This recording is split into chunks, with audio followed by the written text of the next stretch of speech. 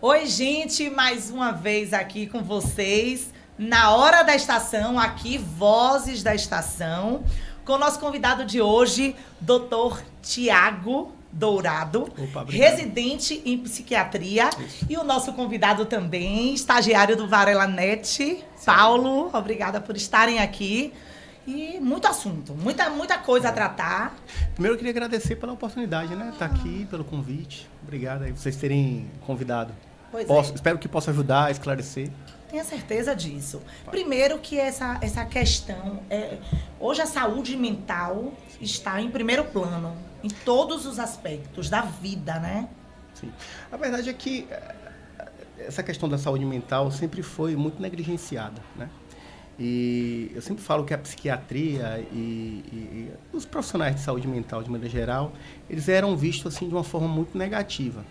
Eu sempre falo assim que você vai assistir um filme, o psiquiatra é sempre visto como um vilão, assim, cara que vai amarrar você, que vai te dar remédio, não é isso? Quer deixar você sem comunicar com ninguém, que quer dar choque na sua cabeça.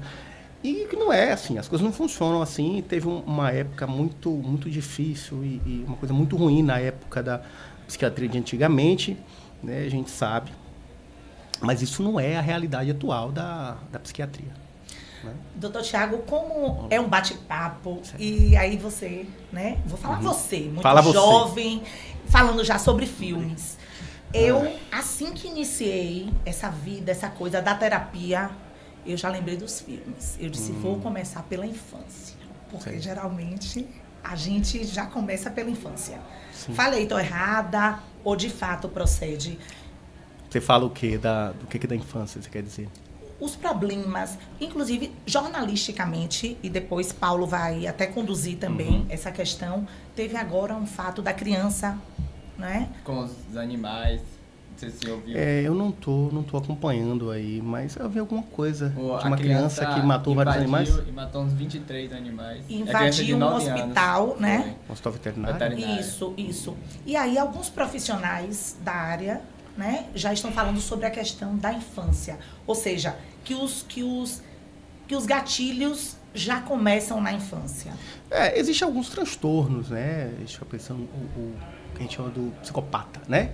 Que é o sociopata, é um transtorno da personalidade, que muitas vezes ele começa, às vezes, até na infância mesmo, você já nota essa coisa de ser mal, de ser cruel, principalmente com animais, né? Então, isso já pode ser algum indicativo. Não vou dizer que é ou que não é, mas, assim, é um fator, né, que poderia estar chamando a atenção para isso, né? Na frente tem um transtorno maior. E isso vai desenvolvendo com o tempo ou é mais genético, assim? Você fala o transtorno da personalidade? Isso. Olha só, isso é multifatorial, né? Às vezes existe uma coisa mesmo a personalidade da pessoa tem uma coisa que já vem com ela mesmo, que a pessoa tem é como se fosse um terreno fértil ali para determinadas coisas, mas que vai depender também de traumas que ela vai ter, de uma educação, das vicissitudes que vão acontecer na vida dela, para que ela desenvolva ou não esse transtorno da personalidade. Eu acho que um caso como esse, dessa criança, eu não estou acompanhando, mas tem que ser visto de perto, né? Por um psiquiatra, né? PIA, que a gente chama psiquiatra da infância e adolescência, para que já consiga segurar essa coisa, ver o que é que está acontecendo, que ambiente que essa criança veio, será que é uma criança que está sofrendo abuso, será que é uma criança que presencia isso, né? Então, esse tipo de coisa tem que ser avaliada com calma, né? Agora, em psiquiatria não tem nada que determine, não, sabe? Assim, isso você vai ser assim por conta disso, né? É uma questão multifatorial. E nós estamos aqui com o doutor Tiago Dourado, residente em psiquiatria, com o meu querido também aqui, estagiário, Paulo, do Varela Net. E é um bate-papo, é aquilo que a gente falou, algo que a gente possa estar ajudando e que cada tema, polêmico ou não, é um tema que a gente pode costurar e levar como ajuda. Né? E aí eu quero colocar para você. Para começar bem, ainda mais com a atualidade que a gente está agora, os jogos, o famoso jogo do tigrinho. Mas antes, fala aí o nosso Instagram. O nosso Instagram, Varela Net Oficial.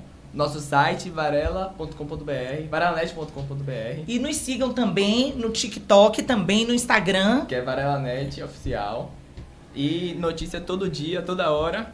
Exatamente. Não é? Exatamente. Fale aí, vai lá, Paulo. Esses jogos do dinheiro, como é que ele funciona no cérebro? Como é que gera esse vício? O que acontece? A gente já tinha notado, já tinha um tempo, né? Pacientes chegando no consultório, nos serviços, com um transtorno relacionado a esses jogos, que a gente chama de jogos de azar, né? É o tigrinho, os bet da vida. Os cassinos, né? Os cassinos, esses caça-níqueis digitais. É importante a gente salientar, existe uma coisa no cérebro da gente, uma estrutura que é o sistema de recompensa, tá? É uma coisa muito primitiva, é uma coisa que está bem, a gente vai assim, na parte mais antiga do cérebro, talvez, uma parte bem... O que acontece? Determinadas atitudes que a gente toma devem motivar a gente, por exemplo, comer tem que ser bom, tem que liberar dopamina, por exemplo, a gente fala muito da dopamina, né? Que é um neurotransmissor que está associado a essa nesse sistema, faz um papel bem importante, né? Então, assim, tem que ser bom, porque você precisa sobreviver, você tem que comer, então tem que ser prazeroso. Sexo tem que ser prazeroso, porque você tem que procriar, não é isso? Às vezes fazer uma atividade física, você tem que sair para andar para um lugar muito mais longe, para poder, sei lá, procurar alimento e tal. Também tem que ser bom.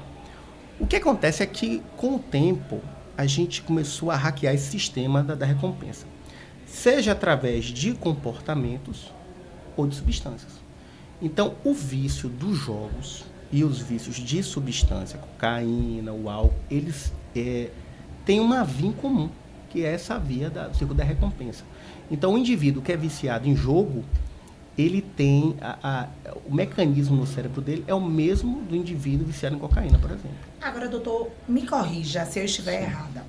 Essa questão do jogo, do vício no jogo, isso é recente? Está diretamente relacionado ao iPhone, ao aparelho, Não, assim, eu acho que tem vício de jogo desde que existe jogo. O jogo do bicho tá aí para falar. E até antes né? Então, claro que não é o celular que fez as pessoas ficarem viciadas. Mas perceba, antes para você jogar um poker, né, que é uma coisa bem assim característica do jogo, aquela pessoa que aposta, cartear, ele tem que sair, tinha que procurar alguém, vamos fazer uma mesa de poker. Aí tinha que ir para um lugar, pegar o baralho, jogar, tudo. Agora não. Agora facilitou. Exatamente. Com essa portabilidade, né? Você tá com a droga, digamos assim, na sua mão. Você não precisa sair, né? Você não precisa se expor. Você pode fazer sozinho, você não precisa estar com um grupo de pessoas. Então, isso também facilita. Se facilita, aumenta a quantidade, né? E existe um diagnóstico, doutor? Existe o que a gente chama de jogo patológico, né? Que é quando a pessoa perde o controle. Né, o controle do jogo. Ela começa a jogar, mas ela não consegue parar. Ela joga mais do que ela queria. Ela perde dinheiro mais do que ela planejou. Né? E tem critérios para isso. Para saber se a pessoa é viciada em jogo. Porém, eu sempre falo que assim, tem duas coisas, né, que você pode usar para basicamente tudo. Para você começar a ligar a luz se você está ficando viciado em alguma coisa. Né? Seja em jogo, seja em sexo, seja em atividade física, em álcool, enfim. Que é o transtorno. Ou seja, você vai jogar, mas quando você joga mais do que você quer, você perde dinheiro, você fica irritado, você já é um transtorno. E a outra coisa é o tempo que você gasta pensando nisso. Então você tá aqui, eu tô aqui, tô doido para chegar em casa e apostar no tigrinho, entendeu? Então assim, minha vida, eu não consigo mais viver porque eu tô pensando o tempo todo naquilo.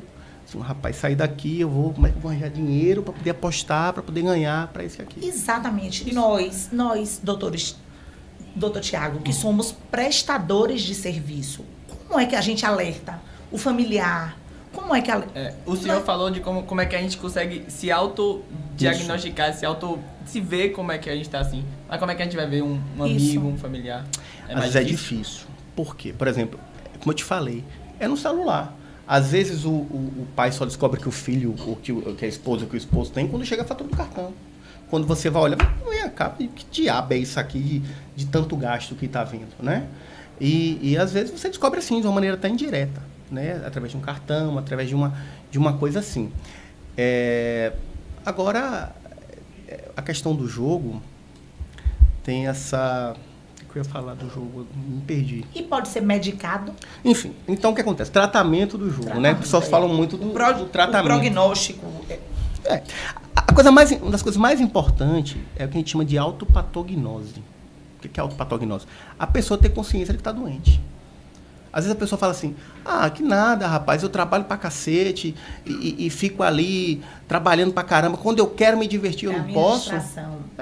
Só que o cara joga, perde 5, 6, 7, 8 mil, 20 mil, 30 mil. Fica usando essa desculpa de sistema de recompensa. Né? Fica, não, isso aqui é meu... pra relaxar. E ele, às vezes, ele não percebe que aquilo é um transtorno. Até quando começa a dar um problema. Começa a pegar dinheiro emprestado, deve ir para agiota. E aí envolve a família inteira. Uma bola de neve. Começa a mentir. Porque tem que justificar, né, esse dinheiro e não sabe como. Tem pacientes que eu já atendi, que eles têm vício em jogo, deles disseram assim, doutor, eu já peguei dinheiro emprestado com um amigo para dizer que ia comprar droga. Eu digo, como assim? Ela fez, não, porque ela acreditava, essa pessoa, que o vício em droga era mais bem visto, no sentido de mais entendido socialmente, do que o vício em jogo. Então ela dizia que era para usar droga, mas na verdade era para jogar. É como se a droga fosse, inclusive, mais aceitável. Exatamente. Porque é socialmente mais comum. Quando a gente fala, fulano é viciado em jogo, isso é descaração, pô. Claro que há algum tempo também já foi o álcool, a cocaína, todas as drogas, mas a pessoa ainda com a questão do jogo, ele não consegue perceber que o mecanismo é igual e que o sofrimento é tanto quanto, né? E a pessoa, não, isso é descaração, pô, isso aí é vagabundagem, descarado e tal. E não é uma doença, tem CID, né? Tem uma fisiopatologia que explica essa coisa, entendeu? Você hoje, quando você entra no Instagram, você vê diversos influenciadores fazendo propaganda, ou é de uma casa de aposta, ou é de um jogo do Tigrinho. Você acha que tem um impacto aí? É aquela coisa, né? O cara ele vê aqui, o cara que ele gosta, o cara não faz tem da vida, fica no computador e mostra um carrão, mansão, não sei o que. Ele, rapaz, falando tá ganhando dinheiro, eu também ganho. E aí ele embarca nessa. O dinheiro fácil, né? E aí ele faz assim, vou jogar e joga. Eu conheço gente que já ganhou dinheiro com o Tigrinho mesmo. Não conheço gente, mas pacientes que falam, não, já ganhei X mil reais. E aí eu perdi. Eu digo, sim, aí. E aí eu comecei a jogar porque eu queria recuperar aquilo que eu tinha perdido. A pessoa que entra no jogo e só perde, ela não vai viciar. Ela, em algum momento, ela vai ganhar. Inclusive, ela só vai viciar se ela tiver o prazer. Jogou ali, ganhei não sei quantos mil reais. Caramba, aqui em 5 minutos joguei e ganhei 50 mil reais, sei lá, um exemplo, né? Ela vai ter aquela sensação. E ela vai querer repetir aquela sensação. Tá dentro dela, tá gravada na memória. E ela vai querer aquela sensação de novo de prazer. Continuar, gente, né? E até um buraquinho de final de semana vicia. Pois é. Imagine aí. Vocês aí que estão me mandando WhatsApp, para o buraquinho. Presta atenção. Tudo tem limite, viu, minha gente? Eu, Sheila Varela, estou aqui com vocês na Hora da Estação com o Dr. Tiago Dourado, residente em psiquiatria, com também meu querido aqui estagiário Paulo, para a gente tratar sobre tudo isso e levar para vocês sempre o melhor. Vamos falar também sobre ansiedade, depressão e tudo mais. Paulo, vai aí. Vamos começar pelo básico, né? O que seria ansiedade? Ainda mais para o jovem, né? Que é o... Ansiedade, ela pode ser explicada como uma sensação de que algo está para acontecer, né? Tudo está ali por um segundo para acontecer algo normalmente ruim, né? Você percebe esses animais, assim, quando você assiste o Discovery Channel na vida, né? Que sempre tem aquele macaquinho que tá assim, os outros estão ali comendo e estão assim, o tempo todinho, né? Porque ele tá pensando, por daqui a pouco chega aí um leão, uma cobra, uma coisa, tem que sempre estar atento. Isso é importante para a sobrevivência. A gente tem uma ansiedade que é a ansiedade natural. Vou começar aqui o podcast. Fica ansioso, né? Vocês também devem ficar. Mas, assim, você não pode estar ansioso o tempo todo. Você tem que descansar o tempo todo. Hoje, antigamente a gente tinha essa ansiedade, vinha fala do tempo lá da caverna, um exemplo, né? Vinha um leão, vinha um negócio, você corria, ou então, vou pegar um bicho aqui para comer. Só que hoje o leão é todo dia, é o celular que toca, é a conta, não é isso? dois caras numa moto. Então, essas coisas que causam ansiedade, o tempo todo a gente não descansa. E a gente passa com essa ansiedade o tempo todo, contínuo, e aí desenvolve esse transtorno, né? Um transtorno de ansiedade. Eu tenho, me corrija se eu estiver errado, né? Mas o que eu vejo hoje, pelo menos as pessoas da minha idade, eu com meus 19, o que eu vejo é as pessoas muito mais ansiosas, não é? Não tem tem um impacto com a internet, com os celulares. Lembra que a gente estava conversando um pouco antes aqui, sobre a velocidade das coisas, né? Tudo é pra já, né? TikTok, a musiquinha, não sei, 10 segundos, 15 segundos, né? Quer dizer, você nem sabe. Esses dias eu escutei uma música que eu já tinha escutado, assim, no negócio... Aí eu escutei o resto da música, eu não sabia, eu só sabia o pedacinho. Aí eu falei, essa música é aquela? Porque você não escuta, é tudo rápido, aí troca. Não sei o que, troca. Então, é como se fosse uma coisa meio compulsiva, uma coisa muito rápida e acelerada, né? E que você não consegue nem decantar aquela informação dentro do seu corpo, da sua cabeça. Né? Paulo, e você, muito, muito jovem, falando sobre essa questão realmente de tudo também ser tão imediato, de ser tudo tão rápido. Aí eu vou perguntar uma outra coisa. O efeito que...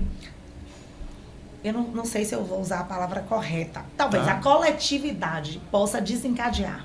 Por exemplo, uma coisa pessoal. Eu tenho uma tia que ela é muito claustrofóbica. Muito. E aí ela... o medo do lugar fechado, o medo do elevador, o medo do não sei o quê. Fico presa no elevador. Eu que sempre fui espadeira de Cruz das Almas. Sim. Porque eu era uma menina, fui criada, né, em Cruz das Almas, soltava espada.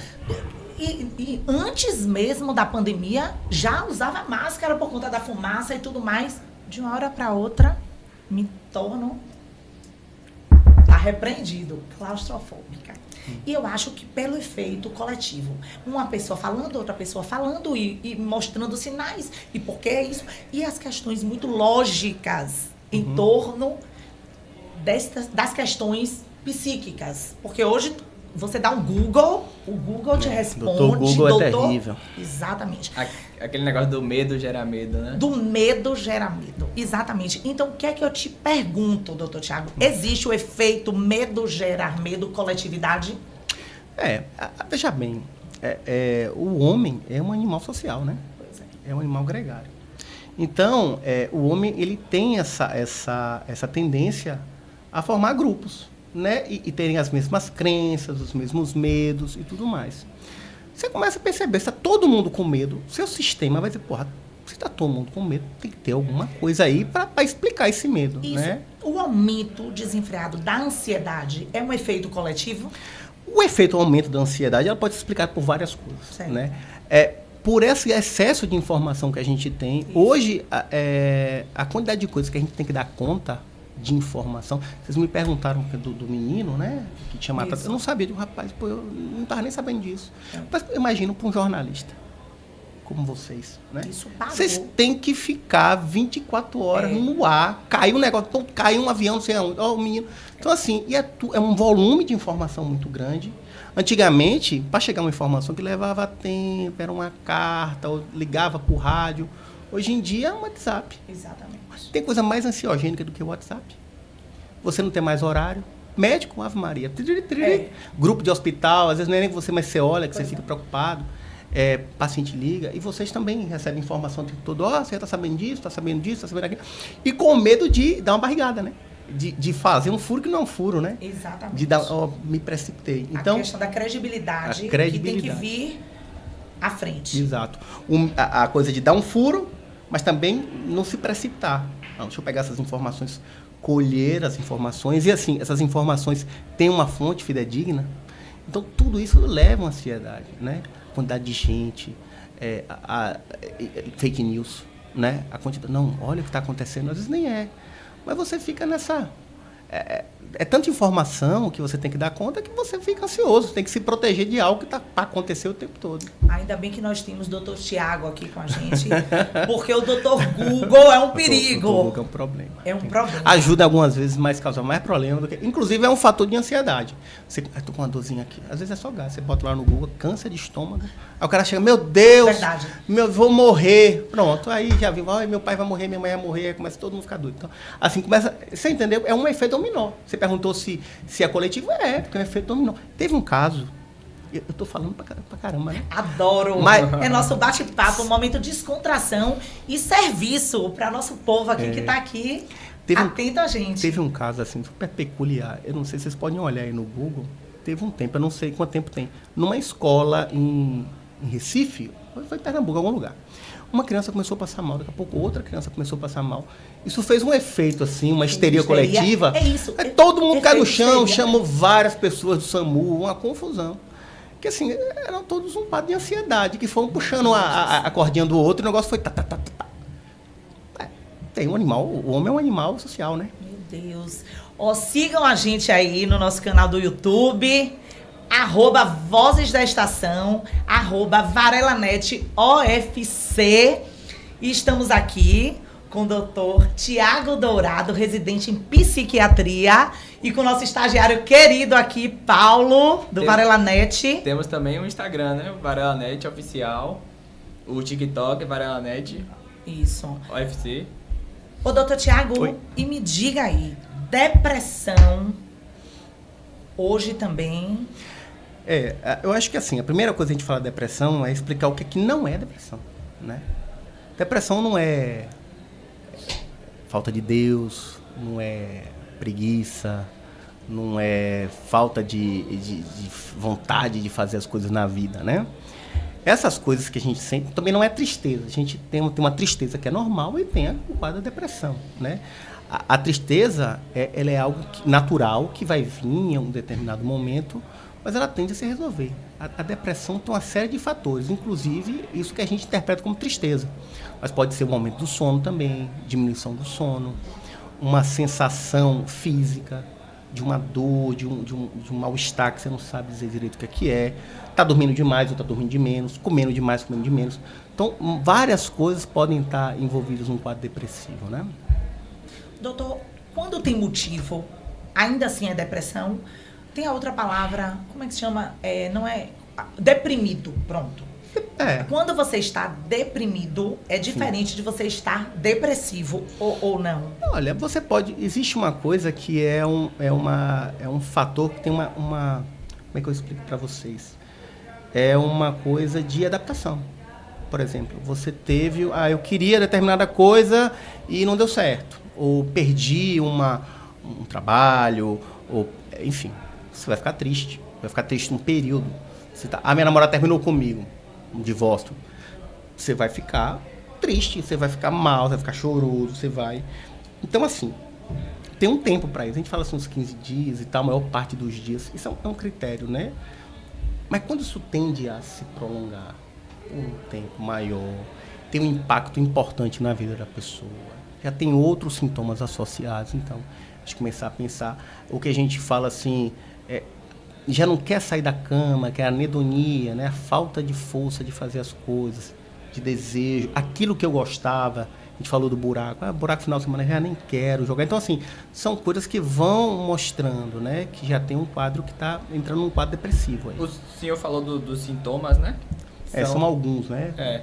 E tem algum exame laboratorial, algum exame clínico que se possa fazer para identificar e, por assim, tratar depois? Você sabe que a psiquiatria...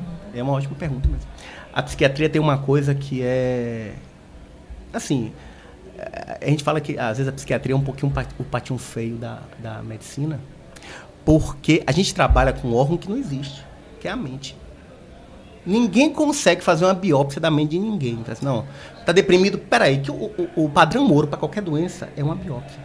Operou o indivíduo, tira um pedaço, manda pro laboratório, não, é câncer mesmo, tá vendo? Tá aqui. Não tem isso em psiquiatria, né? Nem sintoma em psiquiatria pode fechar um diagnóstico, porque às vezes o diagnóstico muda. Não tem um exame, não tem exame de sangue, não tem exame de imagem. É uma coisa clínica mesmo, são as manifestações que a gente fala da doença, né? Como ela se apresenta, a gente vai montando aquilo e aí a gente pode chegar numa síndrome depressiva, né? Doutor Tiago, nem para a esquizofrenia existe um exame, um diagnóstico de imagem? Não. Assim, com o passar do tempo, né, pode haver uma alteração neurológica e tudo mais. Mas não, aquilo não fecha a esquizofrenia. Não é aquilo que vai dizer, ó, tá vendo essa imagem aqui? É de esquizofrenia. Não tem isso, entendeu? Não tem uma imagem, uma coisa que fecha um diagnóstico por imagem, por exame de sangue. A gente tem as escalas, né? Que assim, a gente tenta usar para tentar dar uma uniformidade no diagnóstico, mas a psiquiatria é algo muito etéreo às vezes, sabe? É uma coisa muito... Cada paciente é exatamente uma paciente. A sua depressão não vai ser igual a de Paulo. E o que é importante, doutor Tiago, é a gente levar muito a sério as queixas, né? Do outro, as queixas, ou então até o que você percebe, não é, Paulo? Na família, ou no trabalho. Isso é muito importante. A gente tem que ficar muito atento, às vezes, porque tem pessoas que conseguem disfarçar bem, né? Eu falo de depressão. Exatamente. A pessoa consegue, ela tá mal, mas ela ainda consegue ali uma certa... ir pro trabalho, fazer as coisas, até que um dia que ela pifa de vez, ou tenta um suicídio, alguma coisa assim. Às vezes, eu acho que o mais importante, se você tá na dúvida, converse com a pessoa. Não tem como você descobrir se uma pessoa está deprimida, às vezes só olhando. Tem uma propaganda muito... Eu, estudante, né, de jornalismo de comunicação, tem uma propaganda muito boa de um time inglês, Newcastle, que tem 2 torcedores, um que parece mais triste e o outro super animado, né? E aí chegam os dois, todos jogam juntos, não sei o quê, e aí, do nada, o que é supostamente mais feliz desaparece, não vai mais. Você fica achando que o deprimido é o outro. É. Na verdade, o deprimido é o que estava lá vibrando no jogo de futebol. É verdade. É uma doença silenciosa, né? Silenciosa. E ninguém é forte o tempo inteiro. Não. Né? Não existe essa coisa do... Engula o choro, porque você tem que ser forte o tempo todo. Que, pode tentar, né? Mas a conta vai chegar. Não dá muito certo, né? Eu não recomendo, né? Porque essa energia psíquica, ela vai sair de alguma forma, né? Ou a pessoa vai desabar, ou a pessoa, a gente sabe, tem doenças aí, né, que se manifestam por essa coisa mesmo de você estar, né, tem associação doença autoimune com quadros assim emocionais. Então, olha, eu digo assim, eu não vou nem me permitir falar minha idade, porque Paulo já falou que ele tem 19 anos, né? Só vou dizer que minha filha tem 2 a mais que ele. E aconteceu um episódio comigo, estávamos no Uber, né? E eu acho que essa geração é uma geração infinitamente mais preparada para essa coisa do acolhimento e para... Eu posso até estar errada. O feeling dessa geração, eu acho que é outro. Eu estava no Uber com minha filha, aí do nada, o Uber parou o carro, subiu assim e encostou, parou. Aí ele abriu os vidros e falou assim, eu quero pedir desculpa a vocês, eu tô tendo uma crise de ansiedade. Só isso ele falou. Aí Mariana, porque a vontade que eu tive era assim, de pegar nas mãozinhas dele, dizer, meu filho, você quer uma ajuda, tá precisando de alguma coisa? Aí Mariana disse, mãe, não faça nada, respeite o tempo dele, se ele pediu. Então assim, eu achei aquilo, pra mim, né, foi algo assim, esclarecedor, porque... Eu não estava acostumada, não estou preparada, talvez, para esse estímulo-resposta. Entendi. Você entende? Eu achei aquilo fantástico. Então, assim, eu percebo que essa geração, sua geração, Paulo, é uma geração que por estar, né, muito presente diante destes contextos, eu posso estar... Porque na nossa época já existia... Mas na nossa época, as coisas eram vistas de outra forma. Sim. Nós éramos cobradas para que acontecesse de outra maneira. E hoje você vê que, de fato, existe o olhar, principalmente dessa nova geração. Ou eu estou enganada? Não, acho que as pessoas falam mais disso. Falam né? mais As pessoas sabem mais o que é isso. E a gente vive... num mundo de ansiosos, né? Isso. O Brasil é um dos países mais ansiosos do mundo. A gente fica essa ideia de que o Brasil é um país tropical, abençoado por Deus, mas todo mundo tá ansioso. Exatamente. Uma coisa que eu digo assim, por ser mãe, de você dizer, às vezes querer ser mais dura, minha mãe não é mais assim. Minha mãe, se você passou por isso, se com você foi assim, se você tinha força para que fosse dessa forma, você tem que entender que a minha resposta é outra, Sim. os meus limites são outros. E eu acho que esse discurso, esse diálogo hoje é um diálogo que está o tempo inteiro à frente do que a gente acha que pra gente é a nossa verdade, sabe? Perfeito. E eu acho que eu fico muito feliz em trazer Paulo.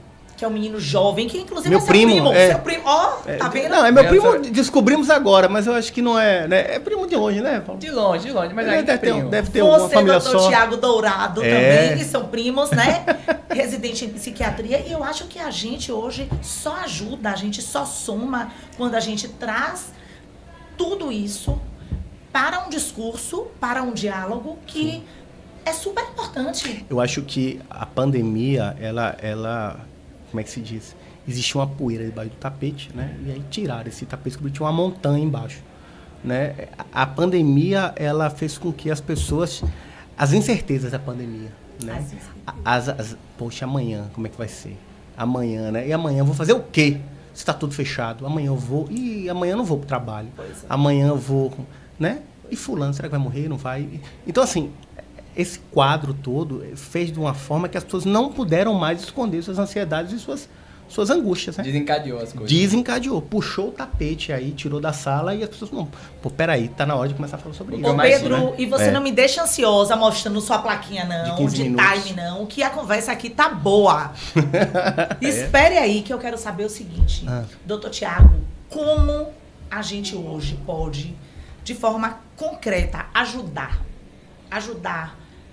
a quem precisa, ajudar a quem sequer sabe que está passando por isso. Eu acho que a primeira coisa que a gente tem que fazer é um olhar atento, né? Atento às pessoas que estão em volta de você, né? Mesmo que as pessoas estão sorrindo, fica atento. Se é uma oportunidade de conversar com ela, conversa.